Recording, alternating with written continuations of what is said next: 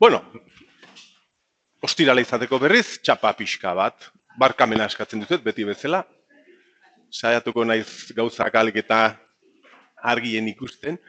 Gaur hasi behar dugu atal berria. Bukatu dugu operazionalaren atal analogikoa, bloke guztiak ikusi ditugu, proiektua ja martxan hasi zarete, aurreratzen zabiltzate, eskalaketa kalkulatzen, atmosfera transistoreare ikusi ditugu, osagai guztiak. Orduen, atal berria eta zakarra, zeren arazo atala izan behar da, zarata izenekoa, zarata eta interferentzia elektromagnetikoak. Zer diren, ze ondoriak izan dezaketen gure zirkuitotan, gainetik ikusi behar ditugu. Teoria galdera bezala sartu daitezke azterketan, orduan saiatu behar naiz deskribatzen, eta nola saiestu bakoitza hor argi jartzen, zuek ere ikasterakoan eta erantzuterakoan gauzak argi izateko. Zarata eta interferentzia elektromagnetikoak diseinatu behar duzuen txartel horretan, zeharazo izan ditzakegun hauen ondorioz.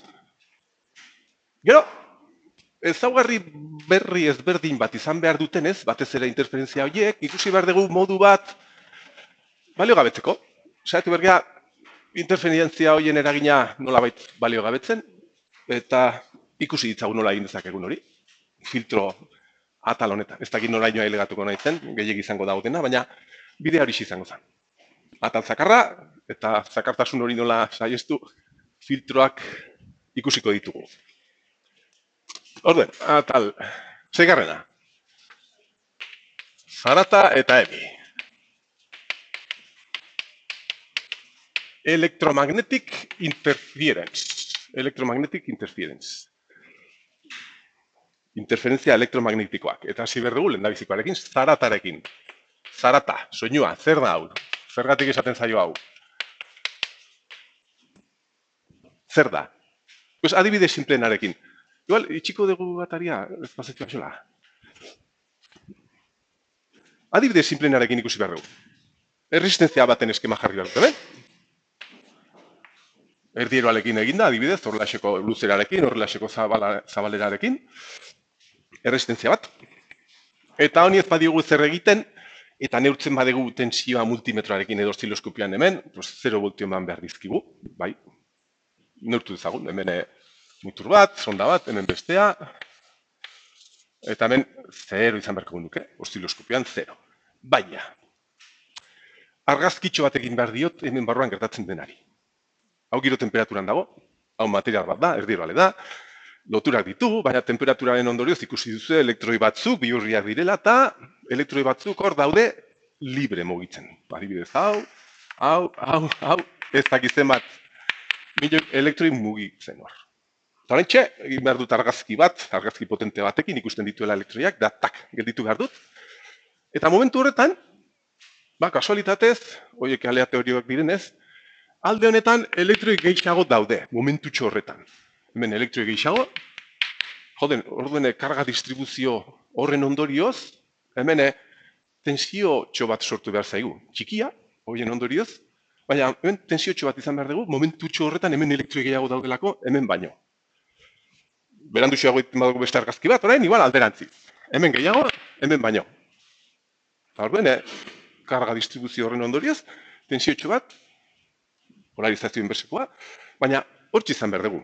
Orduen, baldin badaukagu oszilloskopia oso sensiblea neurtzen dituela tensio diferentziatxo horiek, ikusi behar dugu ez 0 voltio, baizik eta elektroi horiek mugitzerakoan sortzen duten tensio diferentziatxo horiek, horrelaxeko zerbait ikusi behar dugu. Zeroan inguruan, horrelaxeko seinale zakarra, gora bera, aleatorio, eta hor dagoela. Hor dago. Materialekin egiten ditugu gauzak, eta materialak erabiltzagatik bakarrik elektroiak daudenez, eta giro temperaturan garoen denez, ez dugu izan behar 0 voltio, baizik eta gora eta bera horre voltio txiki batzuk. Horri esaten zaio zarata. Ezin dugu saiestu. Eta hau gertatu behar zaigu osagai guztietan. Induktantzia bobinetan, kapazitatetan, tresna guztietan, erabiltzen baldin badugu zerbait, material bat zerbait egiteko, eta hori beti erabiltzen dugu, hor egon behar dira elektroiak, mugitzen nahi duten bezala, eta distribuzioa aldatzen dutenez, zarata izan behar dugu leku eta osagai guztietan.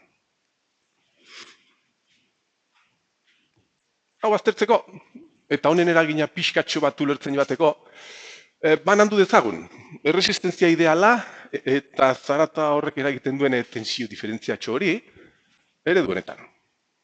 Irudikatu dezagun erresistentzia hori, erresistentzia perfektu bat bezala, R balioarekin, edo hau erreala baldin bada, irudikatu dezagun, idealarekin, eta atera dezagun zaratak sortzen duen tentsioa, eta jarri dezagun hementxe, eredu bezala. Erresistentzia erreala irudikatzeko eredua, baliokidea, eta tensio horri ditu behar diogu zarata tensioa edo ingelesez noiz. Eta hortxe dago.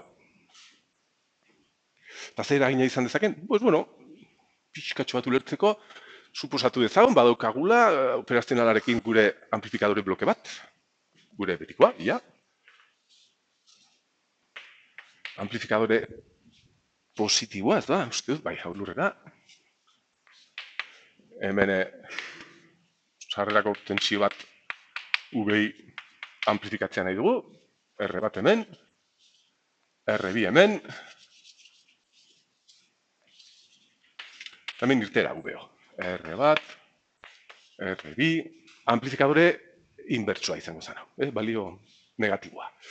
Erresistentzia horiek errealak direnez, laborantziean, ikusteko honen eragina erabili behar dut eredu hau hementxe. Eta aztertu behar dut zer gertatzen zaion zirkuito honetan.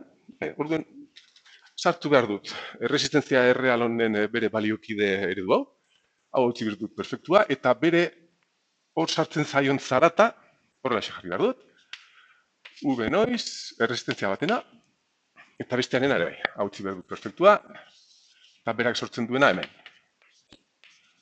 VN bi. Eta horiek hor daude, amplitude txikiarekin, baina hortxe daude. Orduan gure zirkuitoa dabil egiten berea. Eta orain aztertu behar dut, emaitza iturri guztia kontuan izan da. Gainezarpen printzipioa kontuan hartuta, hau begiratzen badut bakarrik hauek balio gabetuta, pues V-iren ondorioz hemen irteeran izan behar dugu irabazpen inbertsoa bider VI. Baina orain aztertu behar dut, honen eragina, sistema honetan, besteak balio gabetuz. Hau gerataz dago eren betxen dago, eta hau aztertzen baduzue, tensioa hau ailegatu behar da honutza, aztertzen baduzue, ere bai, amplifikatuta, minus R2. Zati R bat, bider zarata. Bagabitza zarata hori hor dagola, ez dugula nahi, baina hemen nahi gabe, edo, saiestu ezin modu batean, amplifikatzen gabiltza zarata. Beste honen eragina, hemen dagoenez, V ora ilegatu behar da zuzenean, amplifikatu gabe, minus VN2. Orduan begira, hau da, guk nahi duguna, hau da guk kalkulatzen ari garena, baina zarata horiek, hor daudenez, kasu honetan bagabiltza, biek biltzen irteeran. Bata bere balioarekin, baina bestea amplifikatzen. Orduan ez dakit, amplifikazioa handia baldin badaukagu, seinale hau txikiak direlako, hau ailegatu daiteke guk behar ditugun milivoltiotara, ez dakigu, gertatu daiteke. Orduan, bueno, badakigu, zer gertatu daiteke, ulertu dezakegu, guk ez dugu gehiago sakondu behar, ideia bezala horrela geratu behar zaigu, baina horixe, ideia eta eragina gure sisteman ailegatu daiteke arazo bat izatea. Eta esan bezala, zarata ez dago bakarrik erresistenzietan, kabletan, tresnetan, beste osagai guztietan, transistoretan, diodotan, denetan. Edozein materiala erabiltzen badago, zerbait egiteko, elektroiak aritu behar dira zarata sartzen.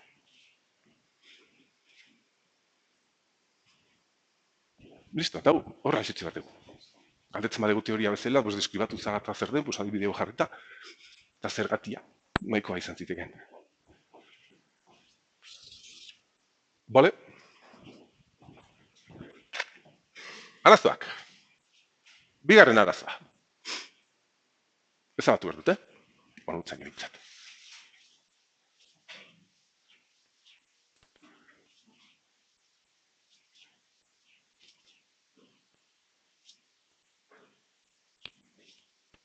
Sei bi.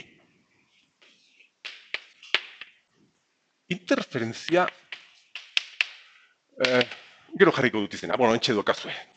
Baina lehen da bizi deskribatu behar dute gora praktiko bat, ikusi behar dugu arazoa eta orden ikusi behar dugu, eta hor duen jarriko diot izenburua. Deskribapena bezala, igual, erantzuterakoan hemen deskribatu dezagun, eta gero bigarren atalean nola saiestu, hori ere galdetzen digulako, pues argi izateko deskribapena. Demagun, badaukagula motor bat elikatzen, potentzia altuko iturri batekin, hemen. Motorra, horrela irudikatu behar dut. Lurra badaukazue, jurendik, ez. Eta hemen bagabiltza sartzen motor hori mugitzeko tensio bat, altu bat, eta motor hori bagabiltza hor bueltak ematen. Eta hemen inguruan, ondoan, zuek diseinatu duzuen seinale edo informazio potentzia bajuko txartela bat egon behar da. Adibidez, sensore baten irakurketa egiten, demagun hemen txaukagula UBS, sensore baten irakurketa, bere barneko erresistentziarekin, RS, hemen ondoan dago, eta hori bagabiltza detektatzen, irakurtzen, irudikatu behar dut zerbait egiten diogula, erresistentzia baliokide batekin, edozein gauza izan daiteke, baina hemen inguruan daukagu. Ondoan daukagu. Bole. Ondoen begiratzazue. Bi zirkuitu hauek, ondoan egoteagatik, hau metala, eroalea, hau metala. Erdian airea. Metal, dielektriko, metal. Nahiko ondo baldin badaude, metal, dielektriko, metal, hori kapazitate bat izan behar da. Oso txikia, baina hemen kapazitate bat sortu behar zaigu, hemen inguruan daudelako, nahiko gertu daudelako. Orden, hori irudikatu behar dut, horrela, hemen sortu behar zaigu kapazitate bat. Parasitoa esaten diotena, ze parasitoa oso txikia, baina neurtu dezakegura, CP.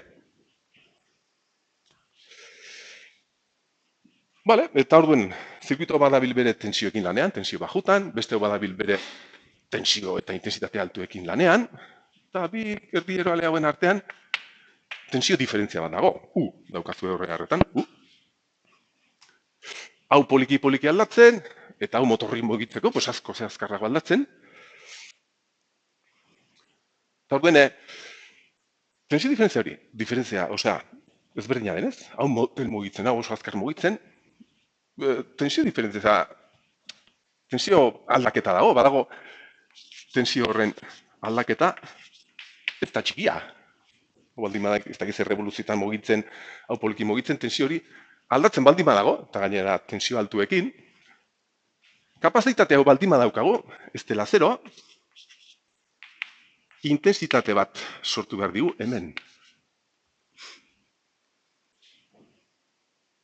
Bi natura ezberdineko zirkuituak ondondan egoteagatik, kapazitate hori sortzen da, bakoitza bere gauzak egiten dagoelako, tensio diferentzia horien aldaketak hau sortzen delako, intensitate bat sortu behar digu, hemen, EMI deitu behar digu, interferentzia elektromagnetikoa, hauxe,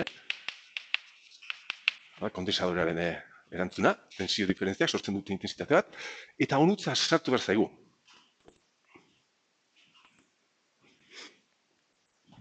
Hemen suposatu zuen hemen U edokagula.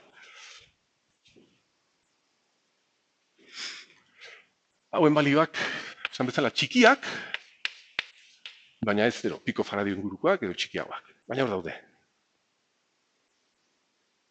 Eta intensitate bat sartu behar digu zirkuito honetan. Ez daukala zer ikusirik ez honekin, ez ezerkin, baizik eta honekin. Eta honutza sartu behar digu. Eta intensitate hau, intensitate hori banatu behar zaigu.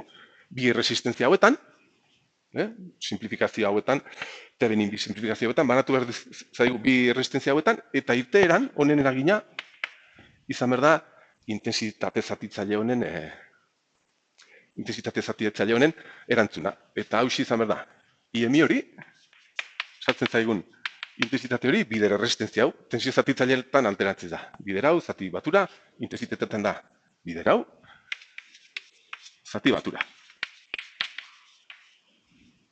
Osea, honen ondorioz, hemen irteeran, izan behar dugu tensio bat, guk kontrolatzen ez duguna nahi, hau ez da sensoraren irakurketa, hau egon behar da aldatzen den bezala, eta hor txen urtu dezakegu. Sensorea 0 voltio detektatzen, eta hemen honen abiadurara tensioa aldatzen. Akoplatu zaigulako kapazitiboki. Akoplamendu kapazitiboa izango zara.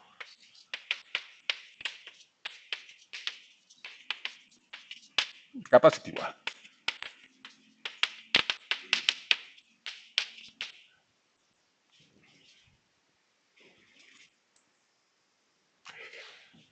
Hemen, intensitate horretan hau jartzen badut, IMI-BR-en hau jartzen badut, kapazitate hori, bider tensioaren aldaketa horiek, bider resistentzia hauen erlazio hau, hau izan behar da irterako tensioa.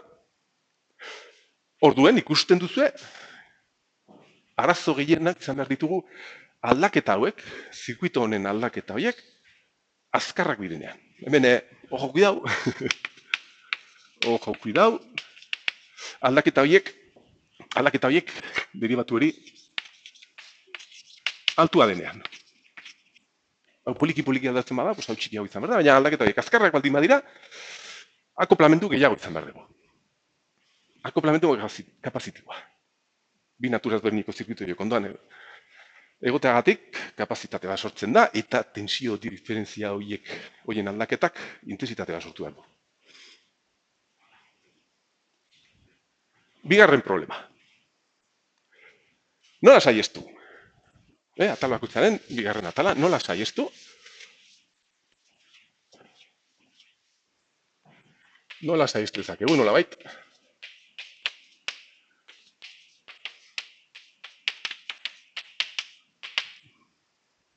Modu bat aldentzea da, irrutea hau jartzea.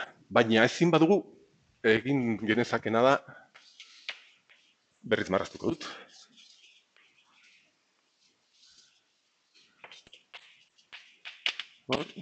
Hemen, VS,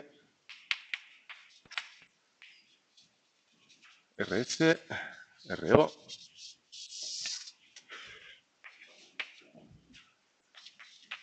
VO. Saiztuko modu eraginkorrena da zirkuito hau babestea. Pantalla metaliko bat jartzea. Kable koaxialak egiten dutena. Kable koaxialak erabili, adibidez, konexio hauetan. Edota zirkuitoa bildu pantalla metaliko batekin. Hori irudikatu behar dugu, adibidez. Horrelaxe jartzen badugu pantalla bat, metalikoa, onutzaino adibidez. Horrelaxe.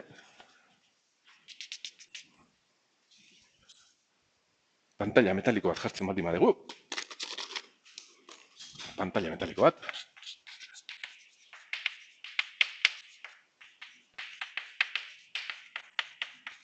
Kable koaxialak egiten duten bezala, oraintxe eta lurrera konektatzen badugu. Akoplamendu kapazitiboa izan behar dugu, baina izan behar dugu ontatik onutza. Eta hemen sortzu behar zaigun intensitate hori pantalla hortatik lurrera joan behar zaigu. Ez zaigu ailegatu behar gure zirkuitora. Babesteko modu eraginkorrena pantalla metalikoa. Baina, neko garestia ere bai, behar badegu, hau da aukera, sortzen zaigun intensitate hori, tensio hori altua ez bada, segi aurrea, jakin da zer ari den gertatzen, baina jakingo genuke nola babestu. Edo aldendu, edo horrelaxe babestu.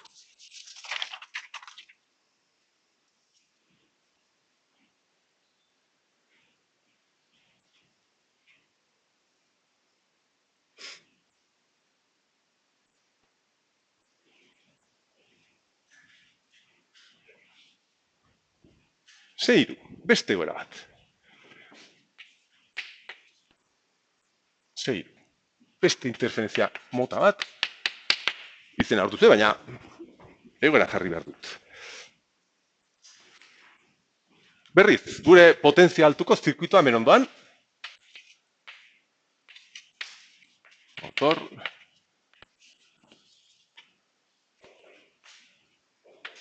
Berriz hemen azpian gure potentzia bajuko gure zirkuitotxoa, sensorea irakurtzen, bere barneko resistentziarekin. Hemen irudikatu behar dugu txartelaren konexio hauek horrelaxe. RO.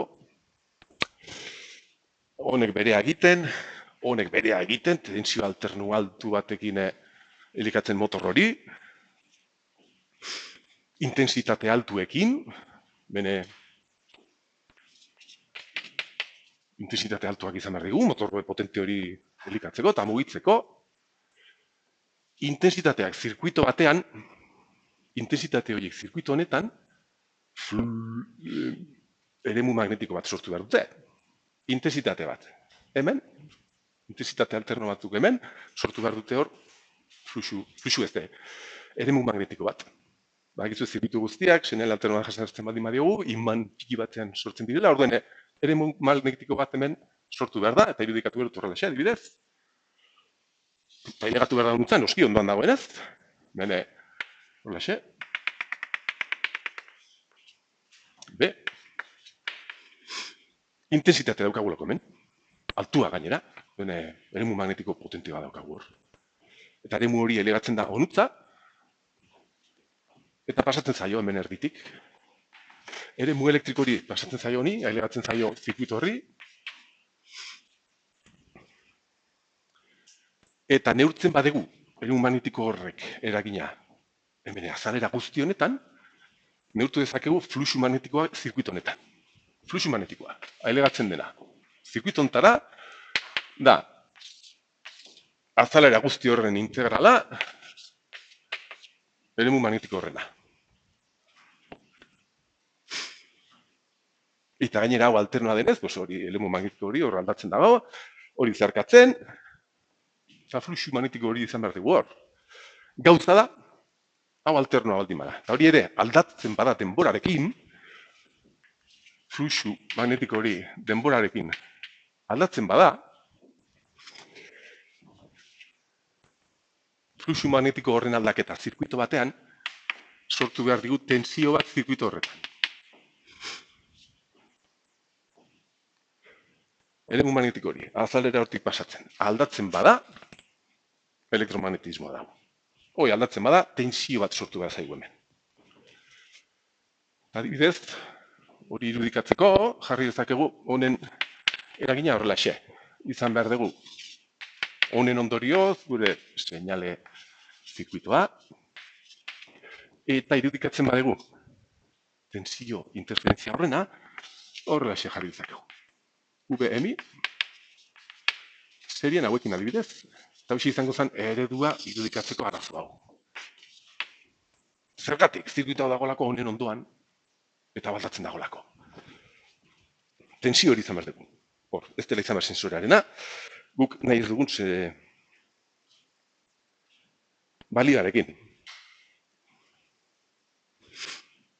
Eta hemen, kasu honetan, hemen neurtu behar dugun irtelako tensioa honen eraginez zuzenean, zirkuitotxo simple honetan izan behar da.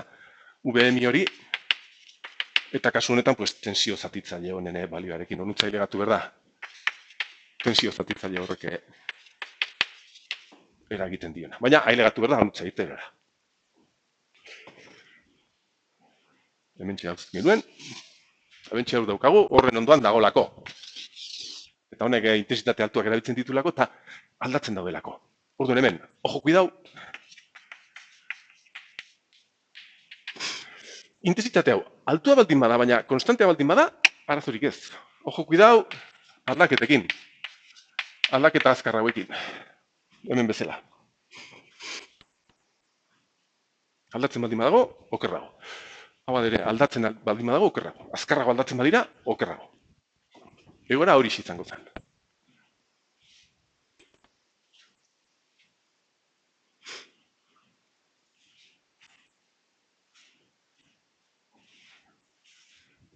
Izenburua, hor duzuena, akoplamendu induktiboa.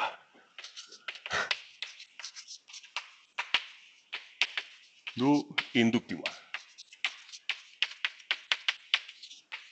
Fluxu magnetiko bat hor sartzen zaigulako, eta aldatzen dagolako.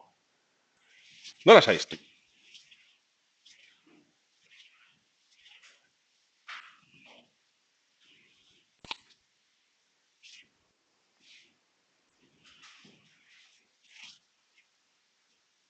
Nola saiztu?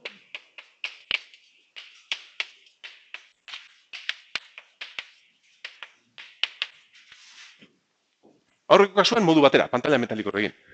Bigarren kasuan, modu bat baino gehiago erabili behar du. Hau, babesten badegu. Honekin berriz, kableko koaxial horiek daukaten pantalla metaliko honekin ere bai, fluxu, eremu magnetiko hori zaigu ailegatu behar zirkuitora. Orduen, hoiz izango zen modu bat. Garestiena, beraz, hemen ere. Pantalla metalikoa erabiltzen badegu, babesteko, eragin asko jitsi behar dugu. Baina esan betzela garestia da. Gauza da, bia komplementuak saiztuko genituzkela. Beste modu bat, merkeago, ez horren ona, baina elegantea. Hauxe, eta izena jarriko diot, hemen, horrentxe jartzen dudanan metodoa. Venga, berriz, motorra.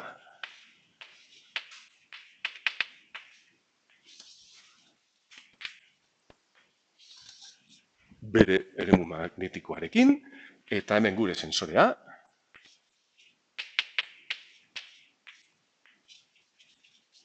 RS. Taren begira zer egin behar duan. R ora ilegatu horretik, kablotxa hori hauxe egin behar di.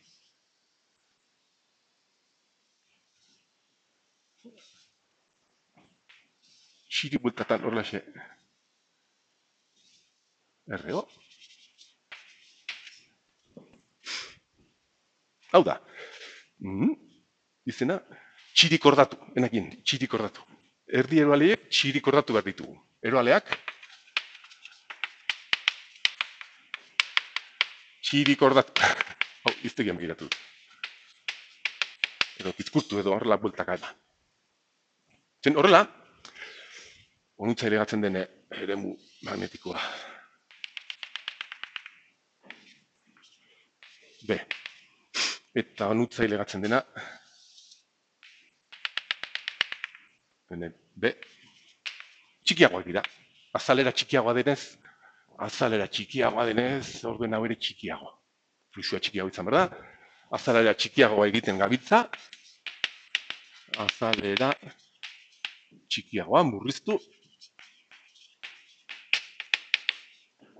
Baina ez hori bakarrik. Txiri kortatzen dugunean, hau alde batera dagoenez. Eta hau bestera, hemen sortu behar den interferentzia edo tensioa honen ondorioz, hau alderantziz dagoenez, hau izan behar da, balio antzekoa, baina negatiboa. Hemen, orduen beraien artean balio gabetzen dira. Hemen azelarea txiki binaka, beraien eragina balio gabetzen joaten da. Eragina, nola jarri dut, binaka balio gabetzen dira. Binaka balio gabetzen dira.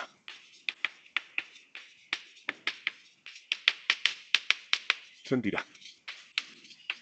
Batek baldin baduka tensio bat, besteak antzekoa, negatiboa, eta totala, balio gabetzen da. Merkeago, eleganteago, baina ez horren eraginkorra pantailarekin konparatuta.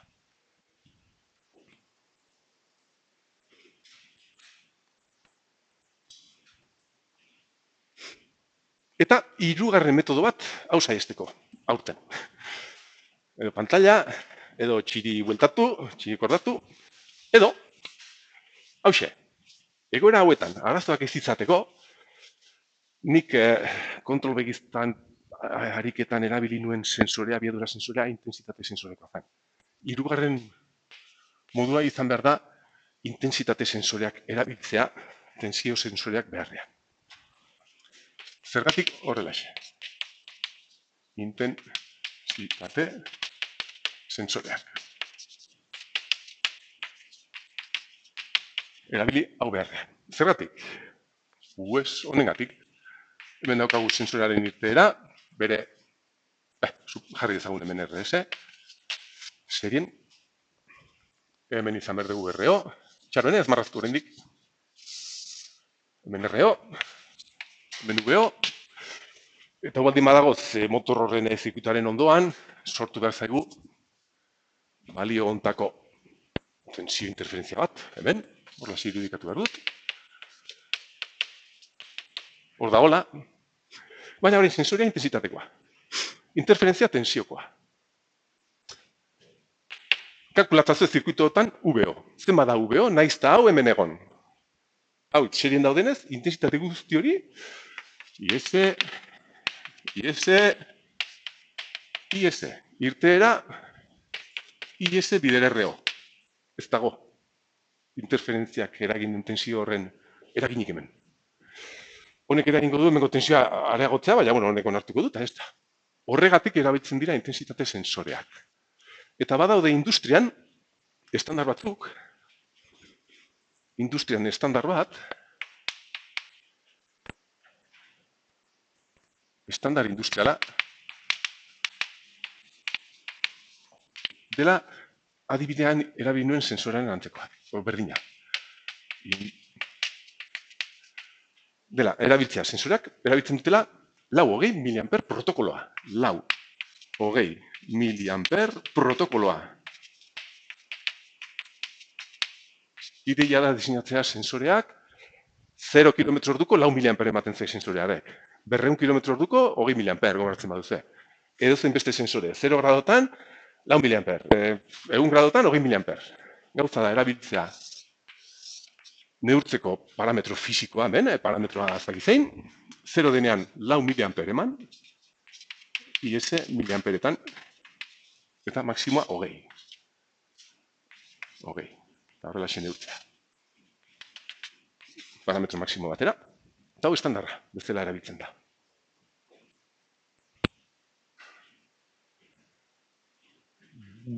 Orain badakigu intensitate horien nola bihurtu tensiora eta bar, baina hauko behagoak dira egoera hauek saihesteko.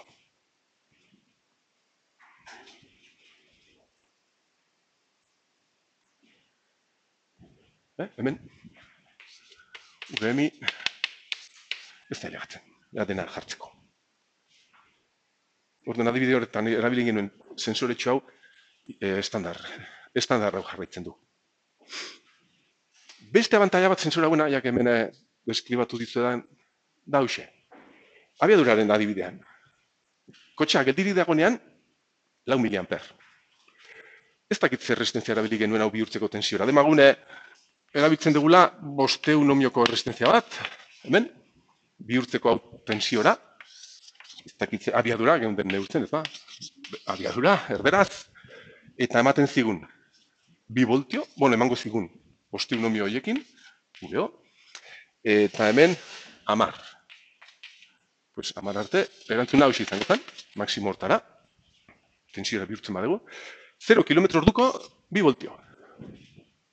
Ikusi duzu, sistema hauetan zer garrantzitsua dan sensorea. Sensoreari esker gabitzea ikusten nola gauden, zer egin dezakegun, eta horrek agintzen du. Zer pasatzen da, apurtzen bada sensore hau. Zergatik hasten da 4 miliamperetan. Guk badakigu, hemendik aurrera, tensiora bihurtzen dugula, dunean, 2 voltiotik gora izan behar dugula sensore hori funtzionatzen baldin badu. Apurtzen bada, bapatean, 0 voltio izan behar dugu. Sensore apurtzen bada eta intensitaterik ez badu ematen, 0 voltio. Osea, 2 voltiotik gora, ok, eta apurtzen bada, hemen break, apurtuta dago. Jakin dezakegu apurtzen bada edo ez. Hemen konparadore bat jartzen badugu maila horretan, hortik gora baldin badago irakurketa, ondo. 0 voltio elegatzen badira, apurtu da, zer betekin marko dugu. Edo frenatu, edo gelditu, edo abisatu norbaiti. Horregatik hasten dira maila hortatik. Alde batetik intensitatea saihesteko, eta bestetik horretik hasten dira apurtzen badira ere detektatzeko. 0tik hasiko bagina, apurtuta edo 0 kilometro orduko ez dugu ezberdintzen. Hora bai.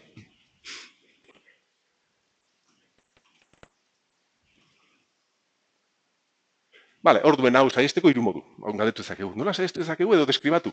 Akoplamentu induktiboa, deskribatu, nola saiestu dezakegu 3 modu horiek. Deskribatu, bai? Eta azkenekoa. Hau simpleago.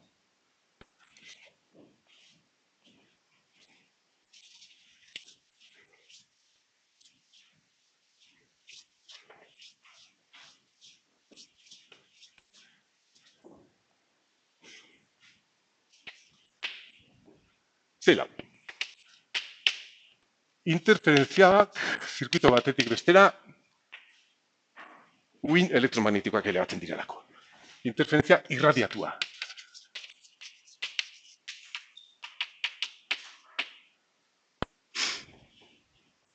Alde batetik, ondoan baldin badaude, kapazitatetxo bat kabletxoen artean. Bestetik, zirkuito bakoitzak bere forma duenez, beste azalera duenez, eremu magnetiko hori aldatzen, hauxe. Venga, aldendu ditzagun. Aldentzen baldin baditu, bale, ez daukaguz kapazitaterik, ez eremu magnetikorik hor aldatzen, baina elektromagnetismoa ere puñeterua da. Eta, ailegatu gaitezke, izan dezakegu, uhin magnetikoak zirkuito batetik bestera. Eta ez da xolaz irruti dauden edo ez. Sortzen da uhin magnetiko bat, eta ailegatu daiteke. Edozin kabletxo zirkuito batekoa, luzeago edo, oso antena hona da jasotzeko uhin magnetiko horiek, elektromagnetiko horiek. Eta adibidez, luzera optimoena, kabletxo batena, antena bezala funtzionatzeko, badauka zer ikusia ze azkarrari den uhin magnetiko hori osatzen. Eta hori dago lotuta, frekuentziarekin, frekuentzia hemen, itxoin, frekuentzia eta hemen goratu hori dut. Bai, besterik ez. Argiaren abiadura, zati bi. Orduan, gure zirkuitotan, edota jartzen baldin badegu, hau, uhin luzera bezala, edo longitude onda, hauxe da, zati bi. Uhin magnetiko horren, uhin luzera edo longitude onda, zati bi. Uhin bat sortzen denean, denboran zehar edo fisikokiz zenbat espazio edo zenbat luzera behar duen aldatzeko, zati bi. Gauza da, gure zirkuitoko kabletxoak hor zentimetrotxo batzuk izan behar dute. Zentimetro batzuk, nahiko motzak. Eta ze frekuentziak izan behar dituzten eragina guk industrian izan behar dituen zirkuito txoietan? Frekuentzia oso altuak. 100 megahertziotik gora. 100 megahertziotik gora. Orduen, motor honek, nahiz eta hau aldendu, hemen sortu behar den uhin elektromagnetikoak, hau ez da izan behar horren azkarra. Orduen, irradiazio hori oso txikia edo ez da mespretxagarria izan behar da. Bai jaso dezakegula gure zirkuitoan wifiaren sinaleak, edo irratiarenak, edo telebistarenak, edo ez beste zirkuitoenak, baina horre inguruan ditugun beste sinale batzuenak. Hori bai hartuak direla eta ailegatu egitezke. Baina, jakitagatik hemen oso eragin txikia izan behar dute, konparatuta beste hauekin. Eta bere, saizteko modua, edo babestu, hemen aldentzeak ez dauka eraginik zen uhin magnetikoa ailegatu behar da. Babestu genezake, baina oso txikiak dira konparatuta besteekin.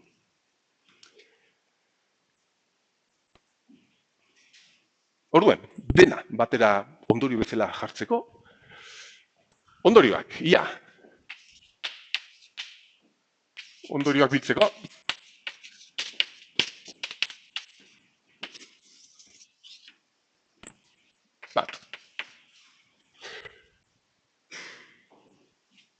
Zarata,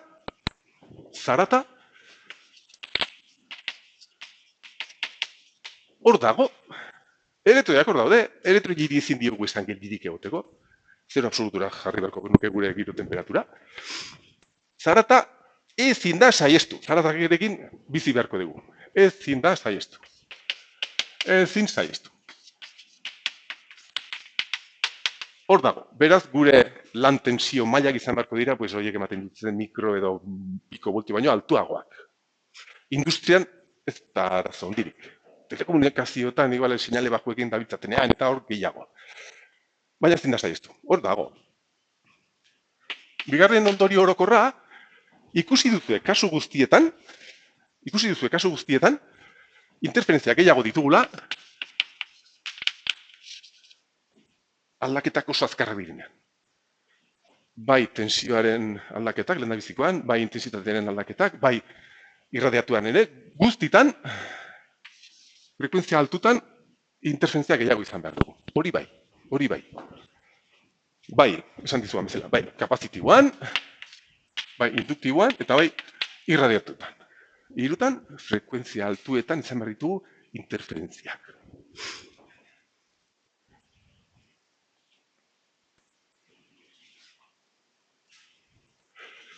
Eta saiesteko, pues, bueno, ikusi dugu, edo babestu, edo aldendu. Eta babestu pantailarekin, kizkurdura horrekin, babestu edo urrundu, ikusi ditugu metodoak, baina naiz eta erabili pantaila metalikoa, kizkurdura hori eta bar, naiz eta hori erabili, ezin behar dugu, ezin da interferentziaren ehuneko ehun saiestu. Beti elegatu behar zaigu zerbait. Beti elegatu behar zerbait. Ez dago saiesteko modu perfekturik. Ondorioak, hauexek. Babestu eta urrundu, beha, zertxo bat beti elegatu behar zaigu. Eta zarataren kasuan, ezin du ezer ez egin.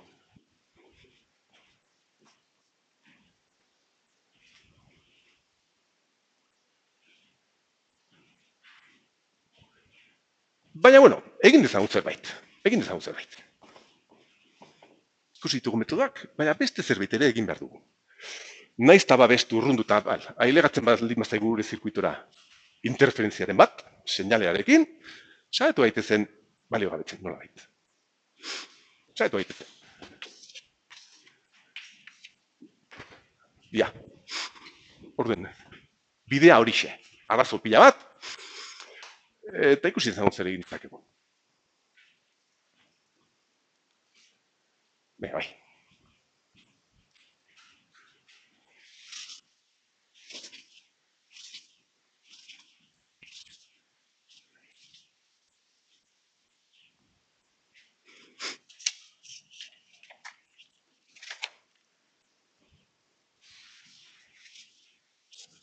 Atal berria orduen.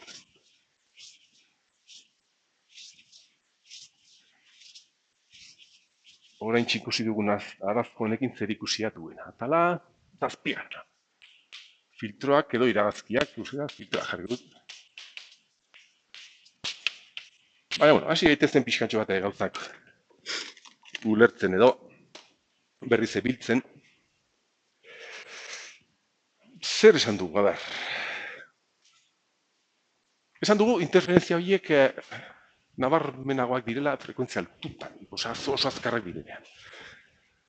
Industrian, erabili behar duzuen sensorea horre, abiadura sensorea nokoa, ariketarena, erabili behar duzena motorrarena edo robotorrena, erabiltzen diren seinalean abiadura, industrian,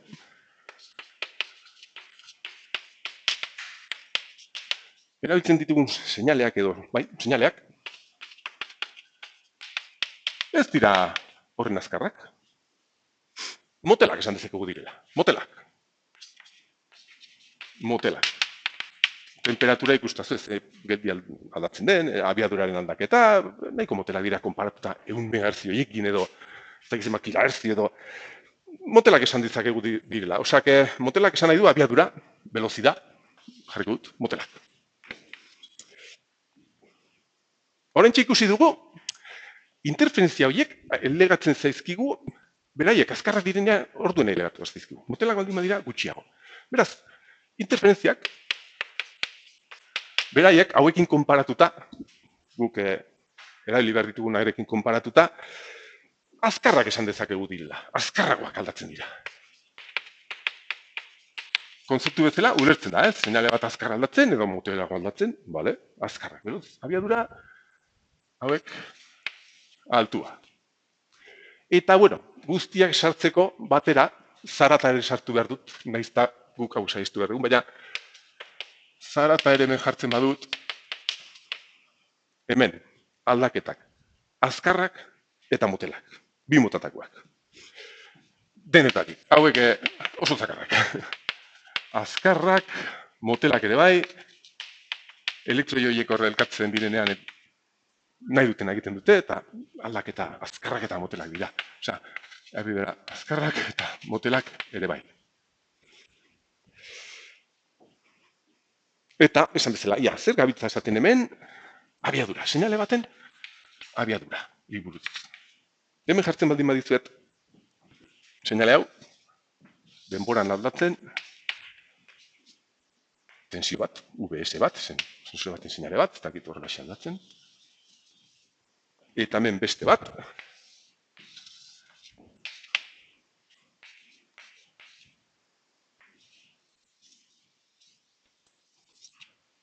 beste aldaketekin, hemen ikusi dezakegu, zein da azkarrago eta zein da motelagoa. Hemen ikusten dau, motelago aldatzen dela, konparatuta honekin, ez? Ez? Hori bai, intuitiboa da, esatea seinale bat bestea baino motelagoa dela. Hemen honen abiadura txikiagoa, honen altuagoa, baina, joder, hori da ideia, konzeptu bezala. Bale, nabaritzen dut motelago dela, azkarrago dela. Baina ingeniari bezala eman dezaiogun parametro hori beste esan nahi bat, edo esateko beste modu bat. Orduen, seinale baten beste ezaugarri bat definitu behar dizut. Seinale batek baditu bere ezaugarriak, tensio tarte minimo maksimoa, tensio edo intensitate, edo ez dakit zer. Eta orain, beste ezaugarri bat definitu behar dugu bere abiaduraren arabera. Eta izan behar da hauxe, begira, hauxe, abiadura beharrean, ez dugu erabili behar, ze abiadura dauka seinale batek. Nola neurtu dezakegu honen abiadura honekin konparatuta. Eta nola? Ze balio eman behar dugu? Zema, kilometro orduko ez? Begira. Abiadura. Edo, bai. Zuk hartu behar duzu seinale bat, edo, ikusi behar dugu non aldatzen den puntu azkarrena, demagun, hemen motelagoa, hau hemen izango zen. Hemen aldatzen da azkarrena. Demagun hau luzeago dela, baina momentu azkarrena hauxe dela. Hemen. Hemen honutza. Dun aldatzen dau azkarrena. Baina, iguale, demagun mal daudela azkarrena. Hemen txere.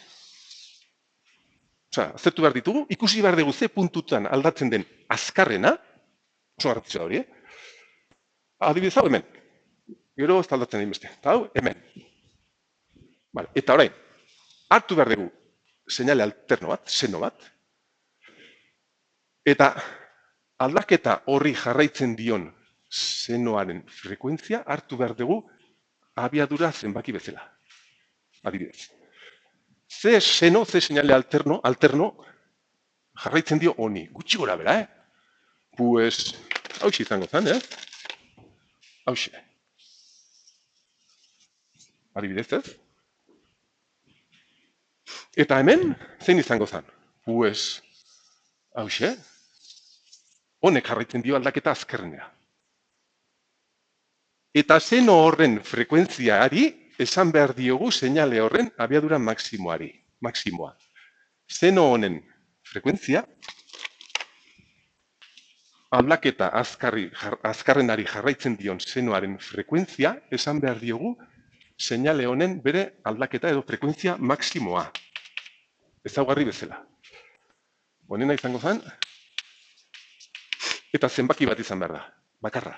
Seinale batek izan dezake amplitudea, tartea, intensitate, tensio, lo que sea, eta abiadura neurtu behar dugu horrelaxe.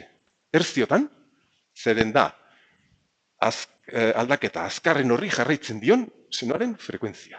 Oso garrantzitsua da hori. Hemen ikusten da, ez? Konzeptu bezala, arraro egiten da, baina horrelaxe ezaugarri bezala behar izan behar dugu. Zergatik? Orain atzenen egin behar dugu, baina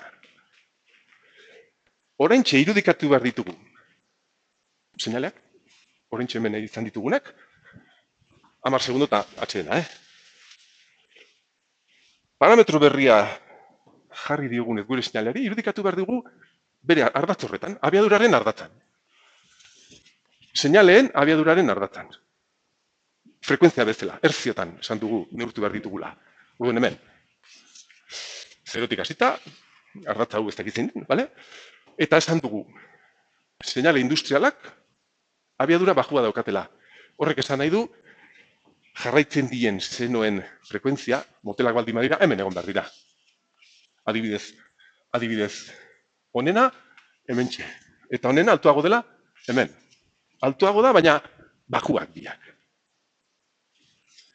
Eta interferentziak, ailegatzen baldin bazaigu interferentziaren bat onutza, hauek baino asko ze azkarragoak izan behar dira. Eta hauen abiadura, hemen egon behar da, azkarrago izan behar dira. Interferentzia kapazitibo bat hemen, interferentzia induktibo bat, irradiatu bat hemen, igual, asko ze azkarrago, baina txikia. Orduan, ezaugarri berri honetan irudikatzen baditugu industria erabiltzen ditugun seinaleak. Eta arazo honen ondorio sartzen zaizkigunak, pues bueno, badaukagu modu bat ezberdintzeko. Atxain txiki bat, eta jarraituko dugu.